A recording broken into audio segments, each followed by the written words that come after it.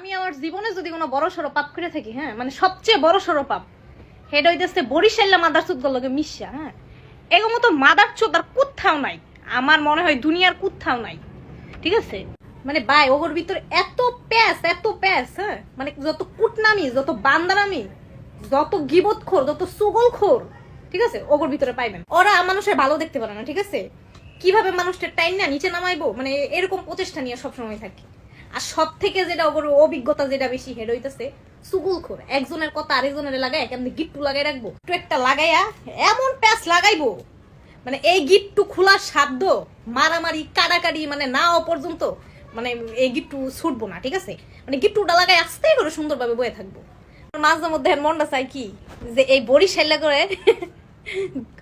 শিক গরম করে পাশা দিয়ে দিই। ঠিক আছে, মানে আমার জীবনে যদি সব থেকে লস প্রজেক্ট যেটা হয়ে থাকে যে আমি মনে করি হেঁটে দিচ্ছে এই বরিশাইলা আউয়ার পোলাগুলো মিশা। আমার বিবেক বরিশাল, কিন্তু বোন বিশ্বাস কর তোর এই কথাগুলো আমার কলিজায় লাগছে, কারণ তোর এই কথাগুলোর সাথে মিল আছে। মানুষ অভাব নাই এরকম, বরিশালের আসলে এরকম। যদিও তুই যে গালিয়া দিছো মাদার চোদ যাই কইছে এগুলো ঠিক হয় নাই, কিন্তু তুই যে কথাগুলো কইছো মাঝখানে, কথাগুলো খুব ভালো লাগছে। ওরা আসলে এরকম, তবে গালি দিতে নাই।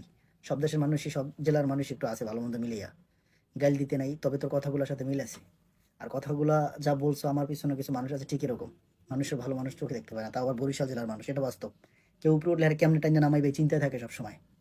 ধন্যবাদ তোর। আমি তোর মতো এরকম কইতে পারবো না, কইতে যদি আর চিন্তা ভালোভাবে কইতে পারবো, কিন্তু মুখের ভাষাটা এরকম করতে পারবো না, তাইলে আরো সমস্যা। ঠিক আছে, তো তুই কইস ওর সঙ্গে ধন্যবাদ, তোর দিয়ে করে বুঝাই দিলাম। ওরা যদি এখনো না বোঝে তাইলে সিলার গারো সিলাগো মনে করবো যে মাথার ভিতরে কিছু নাই, খালি গোবর আর গোবর। চিলার গারে চিলার